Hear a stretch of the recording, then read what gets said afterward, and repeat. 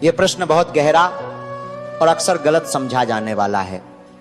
ज्यादा पूजा पाठ करने से कोई दुखी नहीं होता, लेकिन कुछ कारणों से ऐसा दिखाई देने लगता है कि जो लोग बहुत पूजा करते हैं वे ही ज्यादा दुखी हैं। इसके पीछे कुछ महत्वपूर्ण बातें हैं। पूजा को सौदा बना लेना। जब इंसान पूजा इस सोच से करता है कि मैं पूजा कर रहा हूं तो भगवान मेरी हर इच्छा तुरंत पूरी करे, और जब ऐसा नहीं होता तो निराशा और दुख पैदा होता है। पूजा आस्था है, व्यापार नहीं।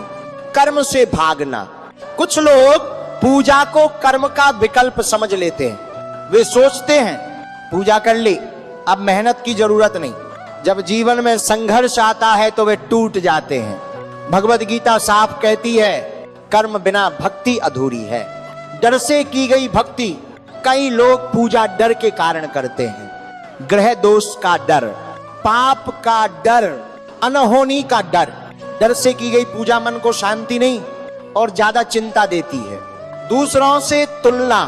जो लोग ज्यादा पूजा करते हैं वे अक्सर खुद से कहते हैं, मैं इतना पूजा करता हूं फिर भी वो इंसान खुश क्यों है।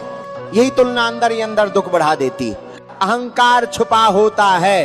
कुछ लोगों में यह भाव आ जाता है, मैं ज्यादा धार्मिक हूं इसलिए मैं बेहतर हूं। जब जीवन उन्हें झटका देता है तो उनका अहंकार टूटता है और वही दुख बन जाता है। सच्ची भक्ति क्या है? सच्ची भक्ति का मतलब है हालात स्वीकार करना, कर्म करना, परिणाम भगवान पर छोड़ देना। ऐसी भक्ति इंसान को दुख में भी शांत रखती है। निष्कर्ष, पूजा पाठ दुख का कारण नहीं है। गलत सोच, डर, अपेक्षा और कर्महीनता दुख का कारण है। जो इंसान पूजा प्लस कर्म प्लस विवेक, इन तीनों को साथ लेकर चलता है, वह चाहे कितनी भी कठिन परिस्थिति में हो, अंदर से कभी दुखी नहीं रहता।